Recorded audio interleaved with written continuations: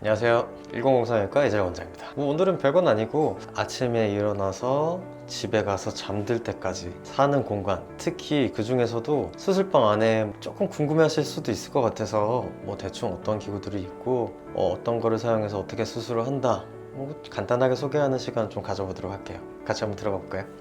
이쪽이 대충 수술방이고요. 지방 수술을 주력으로 메인으로 하는 수술방입니다. 아직 지금 있는 그대로 보여드리는 거라서 약간 조금 정신 없을 수도 있는데 방금 막 수술이 끝났거든요. 그래서 보시면 지방을 우리가 빼고 나서 정리를 하고 이런 데 있어서 돌려주는 원심 분리기 2개 정도 구비를 하고 있고요. 우리가 흔히 하는 지방, 대용량 지방 이식, 그냥 얼굴에 하는 지방 이식, PRP, 줄기세포 이런 것까지 다 손을 보는 기구들이죠. 그리고 이게 석션 기계, 제일 메인이다 보니까는 2대 정도 교차로 번갈아서 사용할 수 있는 기구들이 있고요. 그 다음에 이게 조금 비싼 기계예요. 이 지방을 좀 녹이거나 탄력을 좀 주고, 그 다음에 지방을 그냥 단순히 빼기만 해서는 더 울퉁불퉁해질 수 있잖아요. 이 지방을 조금 액화시키고 초음파로 열을 줘서 부드럽게 뺄 수 있는 기계, 베이저라고 그러죠. 기계 가격도 상당하지만은 완벽한 수술을 위해서, 특히 재수술할 때 많이 효과를 줄 수 있기 때문에 좀 무리해서 구입을 했습니다. 이런 식으로 세팅이 돼 있고, 환자분이 언제든지 조금 숨쉬기 힘드시다 이러면은 산소도 옆에 항상 보관이 돼 있고요.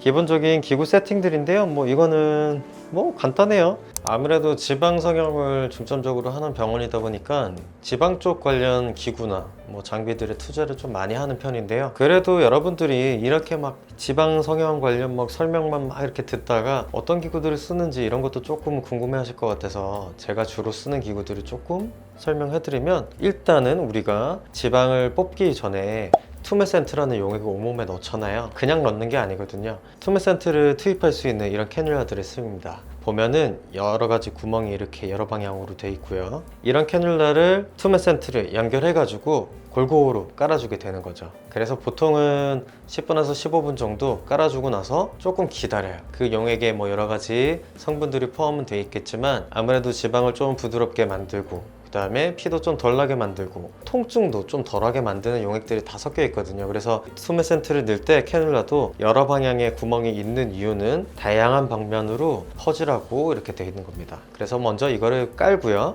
시간을 두고 기다린 다음에 지방이 어느 정도 불어졌다 이러면, 지방이 불게 되면은 조금 뽑을 때 조금 부드럽게 뽑힐 수가 있겠죠. 그때는 우리가 이제 캐뉼라를 쓰는 거예요. 보통은 이런 핸들을 씁니다. 핸들에 보면은 종류가 다양한 캐뉼라들이 많아요. 구멍의 크기도 다 다르고요, 길이도 다 다르고. 지금 보여드리는 건 한 2개 정도밖에 안 되지만은 정말 많은 세세하게 구멍 크기부터 길이까지 다양한 캐뉼라들을 다 구비를 하고 있고, 이 캐뉼라들은 그때 환자의 상태나 다리 길이나 지방의 정도, 재수술이냐 첫 수술이냐 이런 거 차이에 따라서 다양하게 두고 맞춰서 사용을 하고 있습니다. 그래서 이런 핸들에다가 캐뉼라를 연결을 해요. 연결을 해주고 이렇게 조여주는 기계가 있어요. 그래서 이런 도구로 조여주고 뽑게 됩니다. 그리고 뽑다가 예를 들면 이거 좀 짧은데 저 긴 데까지 조금 접근을 하고 싶다 이러면 긴 걸로 교체를 하는 거죠. 이런 식으로 흡입을 하게 되고, 그때 제일 중요한 거는 여기 보면 구멍이 하나 있어요. 그래서 구멍을 넣었다가 뺐다가 막았다가 뺐다가 이렇게 해주는 게 제일 중요합니다. 왜 그러냐 하면, 단순히 압이 계속 걸린 상태에서만 왔다 갔다 하게 된다면 어쨌든 계속 중첩적으로 왔다 갔다 하는 부분은 파일 수밖에 없거든요. 그래서 이동을 할 때는 구멍에서 손을 떼고 왔다 갔다 하고 또 다시 압을 주고 빼고, 사실은 이거를 뗐다 뺐다 하고 왔다 갔다 하고 이런 각도 경험에서 나오는 게 제일 중요할 것 같고, 단순히 압을 걸고 무조건적으로 빼기만 한다면은 누가 못하겠어요. 근데 그렇게 되면은 무조건 한쪽이 더 파일 수 있고 울퉁불퉁해질 수 있다, 그렇게 알고 계시면 될 것 같고, 이렇게 흡입을 다 하고 나서 라인을 보고 정리를 하고 어느 정도 지방이 남았냐 이거를 체크한 다음에 제일 중요한 거는 울퉁불퉁해지는 면이 있을 거 아니에요. 그 부분을 끝까지 마무리를 제대로 해주는 게 제일 중요하다. 그래서 예를 들면 이쪽이 조금 더 파인 것 같고 이쪽은 좀 덜 뽑힌 것 같다 이러면 이런 기구 등을 통해서 다듬어 주게 됩니다. 그게 제일 핵심 포인트고, 그거를 얼마나 잘해 주느냐, 이게 수술 후에 매끈하냐 안 매끈하냐, 그리고 울퉁불퉁하냐 아니면 좀 더 파이고 좀 덜 빠진 부분이 있냐, 이거를 중점적으로 해결하는 데는 제일 핵심 포인트인 것 같아요. 그래서 이번 기구들은 주로 바디 흡입하는 기구들을 좀 설명을 드렸고, 대용량의 지방 이식을 하게 되잖아요. 그때는 뭐 이런 주사기나 아니면 이런 주사기 등을 통해 가지고 지방을 모아준 지방을 원심 분리기에 넣고 돌려주게 되는 거죠. 돌리고 나면은 이쁘게 지방층이랑 물과 다른 층들이 딱 구분이 돼요. 그럼 거기서 순수한 지방만 뽑아서 쓴다, 이렇게 알고 계시면 될 것 같고, 이거는 뭐 우리가 흔히 말하는 지방 이식 세트입니다. 대용량이냐 적은 용량이냐 이거에 따라서 어느 정도 양을 뽑고 그 다음에 어느 정도 돌릴 거냐, 그리고 가슴이나 허벅지나 아니면 엉덩이 이런 쪽에 대용량의 지방 이식을 해야 될 경우에는 파인 정도나 아니면 그냥 이식을 할 곳의 방의 크기에 따라서 어느 정도는 넣고 들어가야겠다 라고 생각을 하고 이렇게 들어가는데요. 그런 경우에는 대용량을 뽑게 되는 거고, 얼굴 지방 이식 같은 경우는 일단은 부위별로 어느 정도 마지노선을 정해놓고 지방을 넣을 것을 생각하고 들어갑니다. 그런 경우에는 좀 작은 주사기를 사용하겠죠. 그래서 비슷합니다. 뽑을 때는 어쨌든 또 캐뉼라를 먼저 사용해서 투메센트를 깔아주게 되고, 지방을 불리고 뽑고 나면 뽑은 지방을 여기다가 놓고 이렇게 일단 세워줘요. 세워주면은 지방층이 분리가 될 거고, 분리가 되고 나면 다시 또 돌리고 나면 또 물을 빼고, 그렇게 해서 왔다 갔다 하면서 지방을 넣는 과정을 바꾸는 거죠. 흡입용 캐뉼라는 이렇게 크고 길고 큰 구멍을 갖고 있다면, 얼굴에 이식하는 캐뉼라들은 이 정도로 좀 작고 얇아요. 개인적으로 캐뉼라의 크기도, 이 길이, 그리고 구멍의 크기도 다 다양하게 구비를 하고 있고요. 기본적으로 우리가 사용하는 얼굴 지방 이식대는 예를 들면 뭐 1.2, 1.5 이런 식으로 막 쓴다 그러면 눈 위, 눈 밑 이런 데 미세 지방 이식을 할 때는 더 얇은 캐뉼라를 사용합니다.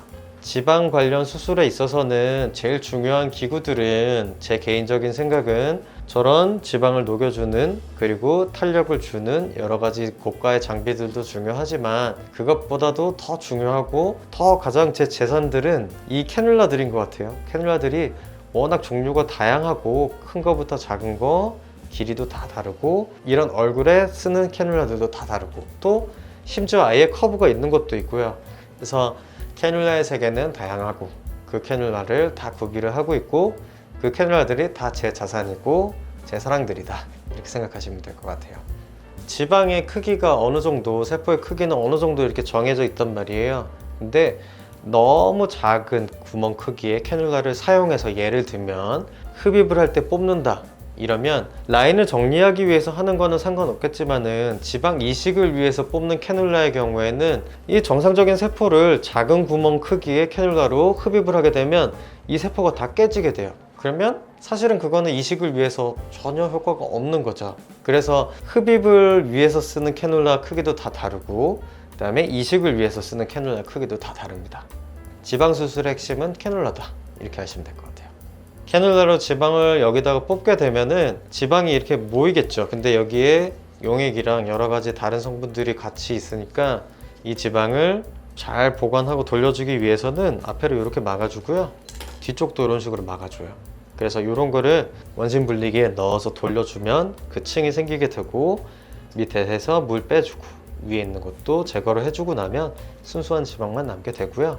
이 통들이 왜 이렇게 많이 있냐 라고 생각을 하신다면은, 어찌됐건 간에 우리가 투메센트 용액을 넣는 통도 있어야 될 거고, 지방을 사용하고 나서 그리고 분리를 하고 나서 거기에 따라서 나오는 불순물이나 이런 것들을 처리하는 것들도 있어야 될 거고, 또 환자 얼굴을 소독하거나 아니면은 제 손을 소독할 때 쓰는 여러 가지 용액들도, 이런 것들도 좀 같이 보관을 해줘야 되기 때문에 여러 가지 세트를 넣어 놨어요. 하나를 가지고 자꾸 썼다 뺐다 이렇게 하면은 아무래도 오염이 될 수 있기 때문에 그런 게 제일 중점적이고, 무엇보다도 제가 생각할 때 있어서 캐뉼라 얘기를 계속 했지만은 지방 수술에 있어서 핵심은 어쨌든 가장 이 멸균 상태를 유지하는 것, 지방 자체가 만일에 오염이 되게 된다면 그거는 말 그대로 재앙이거든요. 그래서 거기를 제일 중점적으로 조심을 하고 수술을 진행하고 있습니다.